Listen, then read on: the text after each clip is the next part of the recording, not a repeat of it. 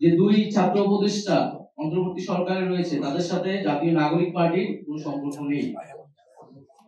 তারা গণ অভ্যুত্থানের প্রেক্ষিতে গণ অভ্যুত্থানের প্রতিনিধি হিসেবেই সেই সময় সরকারে গিয়েছিলেন, আমিও তাদের মধ্যে সেই সময় একজন ছিলাম। তারা যদি রাজনীতি করতে চায়, নির্বাচন করতে চায়, তাহলে তারা সরকারের থেকে সেটা পারবে না, তখন তারা সরকার থেকে বের হয়ে তাদের মতো সিদ্ধান্ত নেবে। কিন্তু তাদেরকে জাতীয় নাগরিক পার্টির সাথে সংযুক্ত করে এক ধরনের অপপ্রচার এবং তাদেরকে হেয় করার চেষ্টা করা হচ্ছে।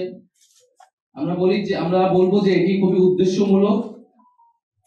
গণ অভ্যুত্থানের প্রতিনিধি আকারে তারা গিয়েছে, আমাদের শহীদ পরিবার এবং আহতদের পুনর্বাসন, বিচার, সংস্কার, এই গণ অভ্যুত্থানের আকাঙ্ক্ষাগুলো তদারকি করার জন্যই তারা গিয়েছিল। ফলে তাদের সিদ্ধান্ত, তারা সরকারের থেকে কখন বের হবে, আদৌ হবে কিনা।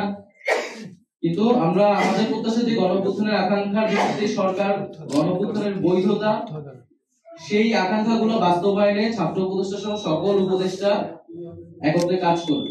ফলে দুইজন ছাত্র উপদেষ্টাকে জাতীয় নাগরিক পার্টির সাথে সংযুক্ত করে যে অপপ্রচার, আমরা তার নিন্দা এবং প্রতিবাদ জানাচ্ছি। সামগ্রিক বিষয়ে কয়েকটা বিষয় আমাদের আজকে আলোচনা ছিল, আমাদের মনে হয়েছে যে আমাদের স্পষ্ট করা প্রয়োজন জাতির সামনে।